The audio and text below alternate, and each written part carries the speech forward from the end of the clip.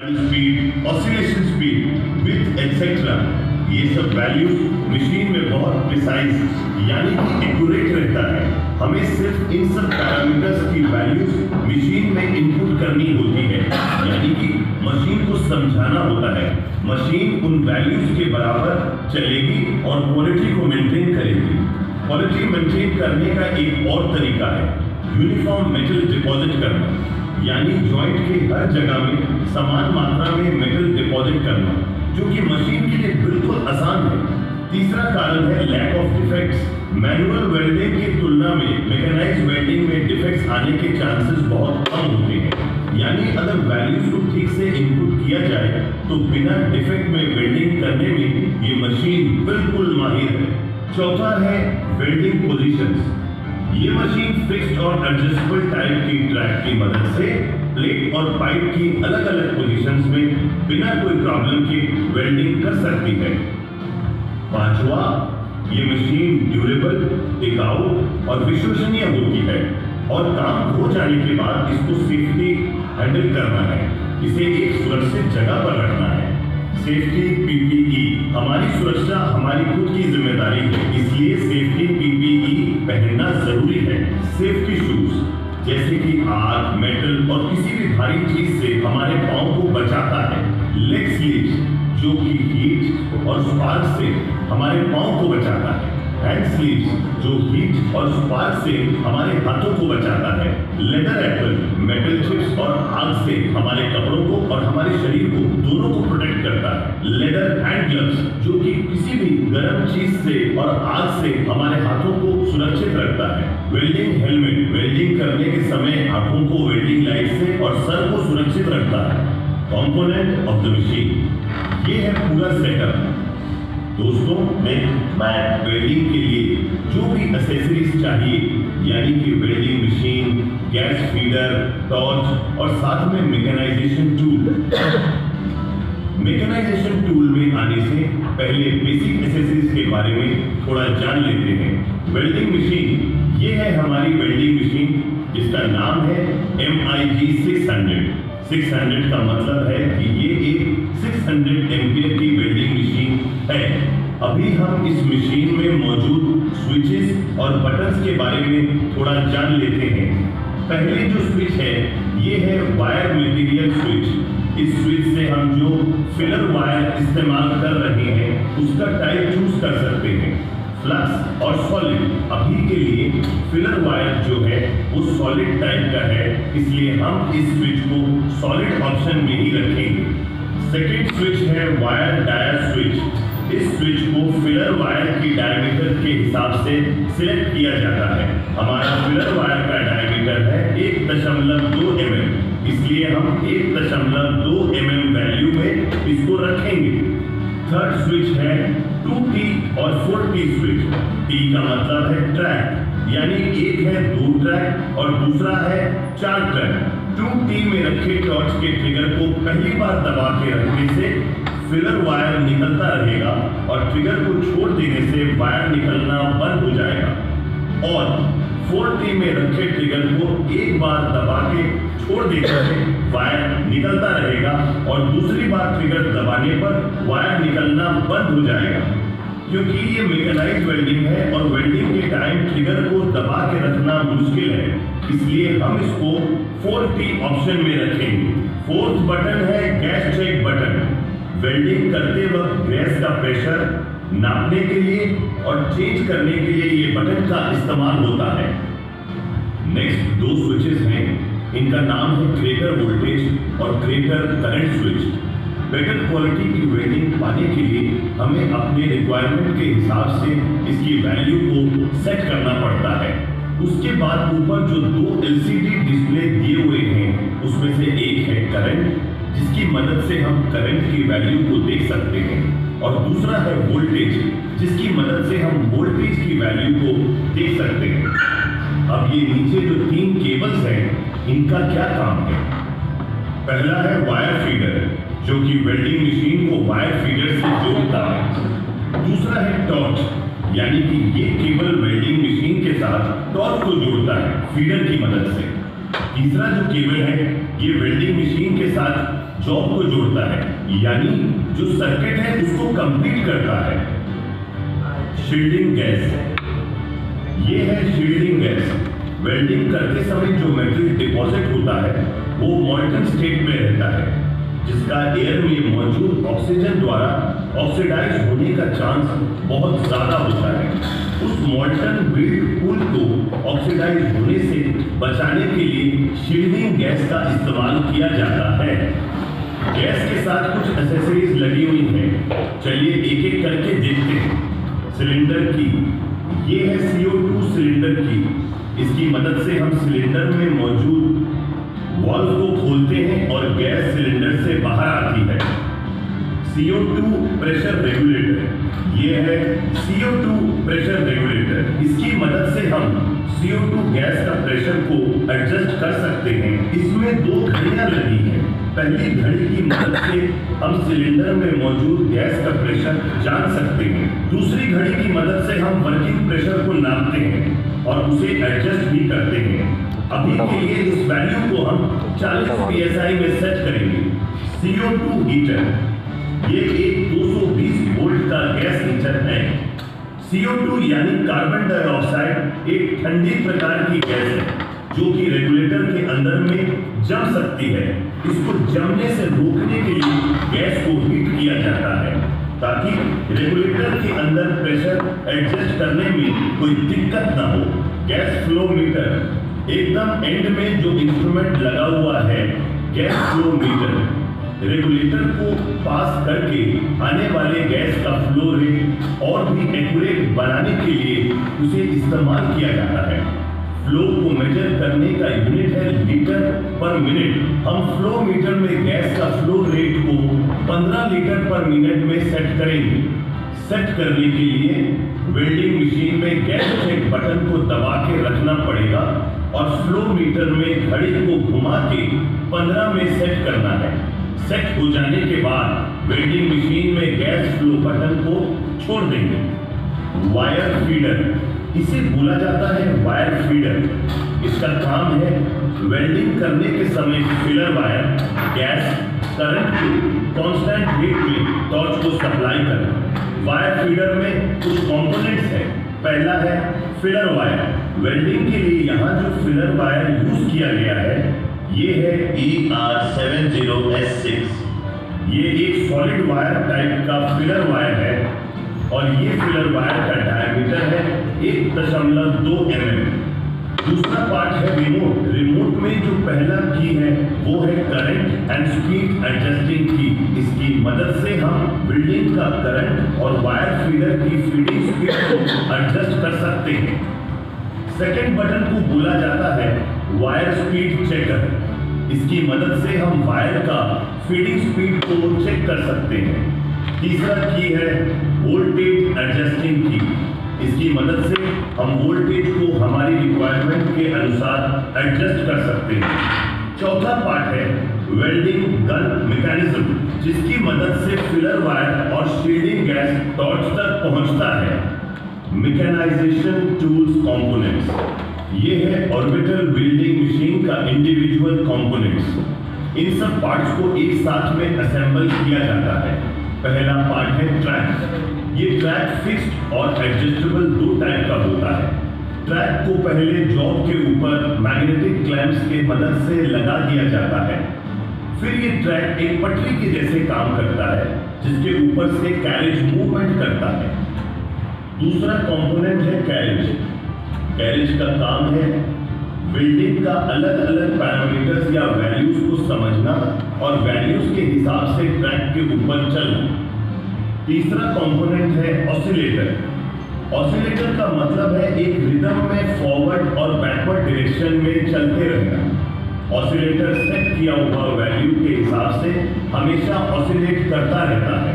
चौथा कंपोनेंट है oscillator remote. Oscillator को कंट्रोल करने के लिए चाहिए ऑसिलेटर रिमोट। इस ऑसिलेटर रिमोट की मदद से वेल्डिंग करने के समय जो अलग अलग पैरामीटर्स रहते हैं जैसे oscillation speed, dwells, oscillation width, इन सब वैल्यूज को एडजस्ट किया जाता है। पांचवा कंपोनेंट है टॉर्च होल्डर। मिग या मैग जो भी वेल्डिंग हो रहा है उसकी टॉर्च को होल्ड करने के लिए यानी कि पकड़ने के लिए टॉर्च होल्डर का इस्तेमाल होता है। 6th कंपोनेंट है रैक बॉक्सेस। ये 2 रैक बॉक्सेस रैक्स को होल्ड और फिक्स करने के लिए यूज होते हैं। इस 2 चीजों को बोला जाता है रैक्स। ये 2 रैक्स को रैक बॉक्सेस के अंदर इंस्टॉल किया जाता है। 8वां कंपोनेंट है मैग्नेटिक क्लैंप। इस मैग्नेटिक क्लैंप्स को पहले ट्रैक के ऊपर लगाया जाता है। लगाने के बाद ये कंबाइंड सेटअप को जॉब के पास इंस्टॉल करना होता है। क्लैंप का 2 साइड में मौजूद मैग्नेट्स को क्लॉकवाइज डायरेक्शन में घुमाने से ये मैग्नेट्स जॉब के ऊपर फिक्स हो जाते हैं। अब देखिए कुछ मैग्नेटिक क्लैंप्स ट्रैक के ऊपर भी लगे हुए हैं। Mechanisation tool assembly. असेंबली में पहले हम ऑसिलेटर को कैरेज के साथ असेंबल करेंगे।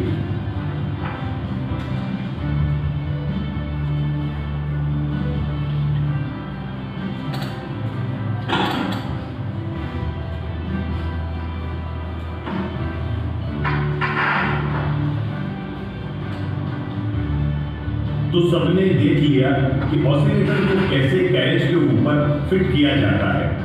अभी हम देखेंगे कि कैसे ऑसिलेटर के ऊपर रैक बॉक्स को लगाया जाता है। उसके बाद हम देखेंगे मैकेनिकल इंस्टॉलेशन।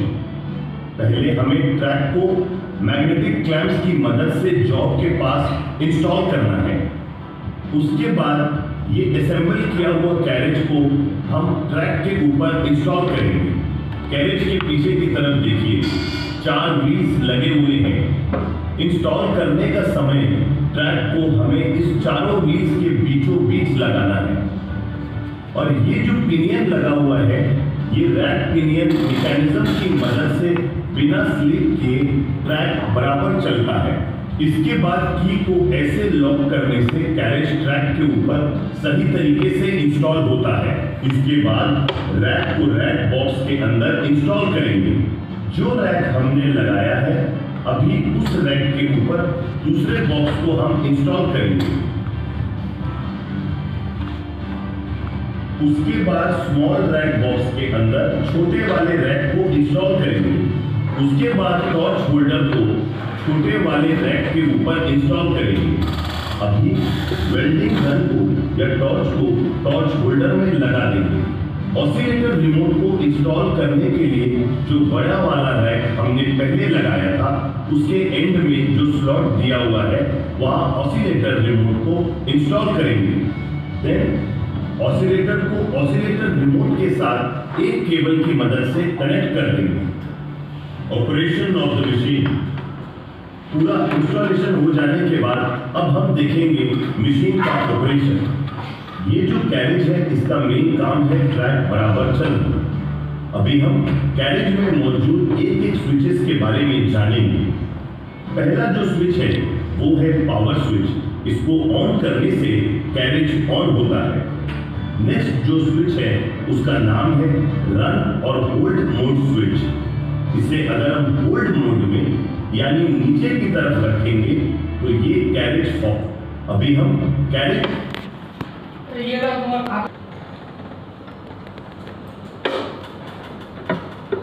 जो स्विच है वो है पावर स्विच। इसको ऑन करने से कैरेज ऑन होता है।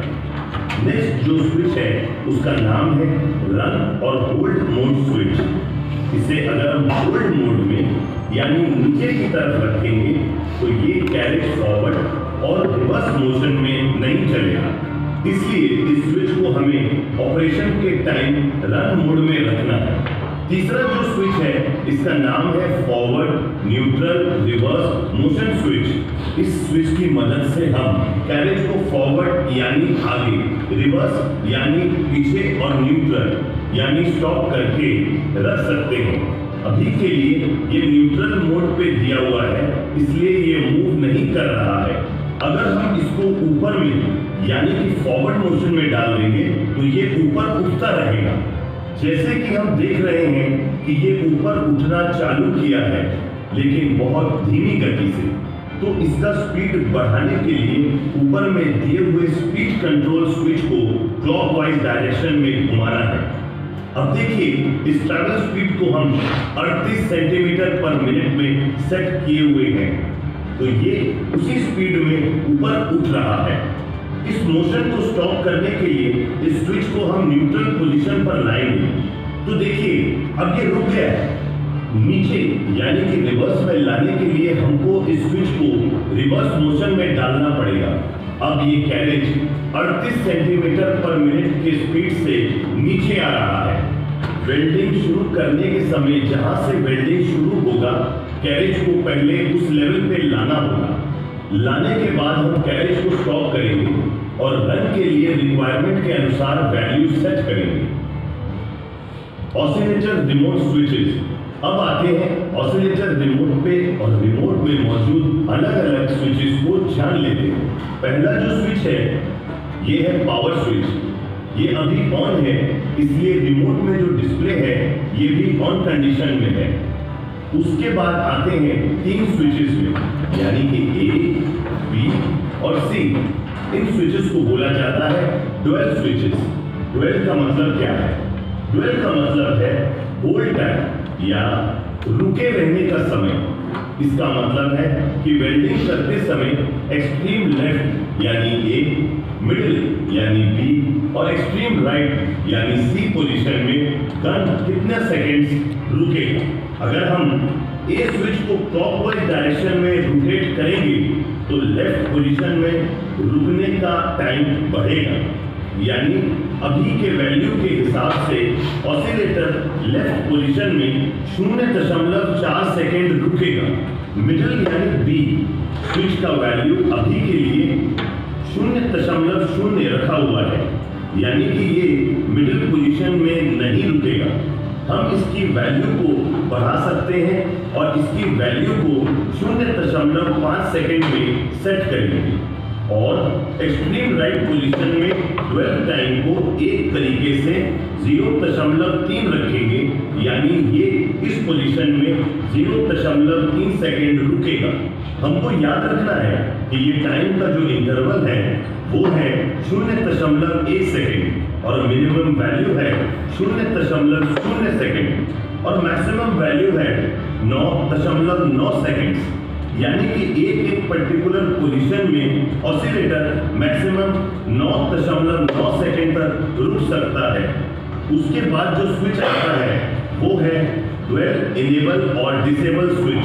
अगर हम इस स्विच को इनेबल मोड पर रखेंगे जैसे कि अभी है, तो ये तीनों स्विचेस काम करेंगे, यानी इनेबल कंडीशन में लगेंगे और इसको डिसेबल मोड पे दे देने से क्लॉकवाइज और एंटी क्लॉकवाइज घुमाने से भी ये तीनों स्विच काम नहीं करेंगे, यानी कि ये तीनों स्विचेस डिसेबल हो जाएंगे। नेक्स्ट जो स्विच है वो है मैनुअल होल्ड ऑटोमेटिक स्विच। अभी ये मिडिल में है, यानी होल्ड पोजीशन में है, इसलिए किसी भी तरह का ऑसिलेशन नहीं हो रहा है। अगर इसको ऊपर की तरफ यानी ऑटोमेटिक मोड में डाल देंगे तो ऑसिलेशन शुरू हो जाएगा। इसी तरह से देखिए हम जैसे ड्वेल टाइम्स को सेट किए थे उस वैल्यूज के बराबर ये लेफ्ट में, बीच में और राइट में रुक रहा है। अगर हम इसको फिर से होल्ड पोजीशन में डाल देंगे तो ऑसिलेशन रुक जाएगा। एकदम नीचे वाले मोड को कहा जाता है मैनुअल मोड। इसकी मदद से हम ऑसिलेटर का सेंटर लाइन को एडजस्ट कर सकते हैं। अगला जो स्विच है उसको बोलते हैं oscillation width control switch. Width का मतलब है चौड़ाई, यानी कि कितनी चौड़ाई तक वेल्डिंग होगी उस वैल्यू को इधर इनपुट करना है। अभी के लिए विड्थ का वैल्यू है 1.11 सेंटीमीटर, यानी ये ऑसिलेशन 1.11 सेंटीमीटर विड्थ के अंदर ही होगा। ये वैल्यू को हम रिक्वायरमेंट के अनुसार सेट कर सकते हैं। क्लॉकवाइज घुमाने से बढ़ता है और काउंटर क्लॉकवाइज घुमाने से घटता है। अगले स्विच का नाम है सेंटर लाइन एडजस्टमेंट स्विच। इस स्विच की मदद से हम ऑसिलेटर को या टॉर्च को सेंटर पोजीशन पर ला सकते हैं। लाने के लिए पहले हमें मैनुअल, होल्ड, ऑटोमेटिक स्विच को मैनुअल मोड पे देना पड़ेगा। मैनुअल मोड पे देने के बाद अगर हम इस स्विच को क्लॉकवाइज डायरेक्शन में घुमाएंगे तो ये राइट साइड में शिफ्ट होगा और काउंटर क्लॉकवाइज में घुमाने से ये लेफ्ट साइड में शिफ्ट होगा। इस तरह से हम ऑसिलेटर या टॉर्च का सेंटर लाइन को एडजस्ट कर सकते हैं। वेल्डिंग करते समय अगर टॉर्च सेंटर लाइन से शिफ्ट हो जाता है तो उसे वापस सेंटर पोजीशन पर लाने के लिए ये स्विच को इस्तेमाल किया जाता है। नेक्स्ट स्विच की मदद से हम ऑसिलेशन स्पीड को एडजस्ट कर सकते हैं। इसलिए पहले हमें ऑसिलेशन को शुरू करना पड़ेगा। ऑसिलेशन स्पीड को बढ़ाने के लिए स्विच को क्लॉकवाइज डायरेक्शन में घुमाना पड़ेगा और घटाने के लिए स्विच को काउंटर क्लॉकवाइज डायरेक्शन में घुमाना पड़ेगा। अब हम देखेंगे कि ऑसिलेशन स्पीड बढ़ाने से और घटाने से ऑसिलेशन में क्या इफेक्ट पड़ता है। ऑसिलेशन स्पीड का जो यूनिट है वो है सेंटीमीटर पर मिनट। अभी ये वैल्यू 183 सेंटीमीटर पर मिनट में सेट किया हुआ है। अभी एक टेस्ट के लिए कैरेज और ऑसिलेटर ने पैरामीटर्स के कुछ वैल्यूज को सेट किया हुआ है। ये जानने के लिए इस वैल्यू में टॉर्च जॉइंट बराबर कौन से पैटर्न में मूव करता है, जहां ऑसिलेटर में A is equal to 0.2 second, B is equal to 0.0 second, C is equal to 0.2 second. Oscillation width यानी W is equal to 0.85 centimetre. Oscillation speed is equal to 160 centimetres per minute और carriage में travel speed is equal to 12 centimetres per minute. देखने के लिए पहले oscillation को शुरू करेंगे और कैरेज को फॉरवर्ड मोशन में डालेंगे। ये होगा हमारा वेल्डिंग पैटर्न। वेल्डिंग को स्टार्ट करने के लिए पहले हमें ऑसिलेशन शुरू करना है और एक ही साथ कैरेज का फॉरवर्ड मोशन स्विच और गन ट्रिगर को दबाना है। ये सेम टेक्निक को अप्लाई करके हम प्लेट और पाइप की अलग अलग पोजीशंस में बिना कोई प्रॉब्लम के वेल्डिंग कर सकते हैं।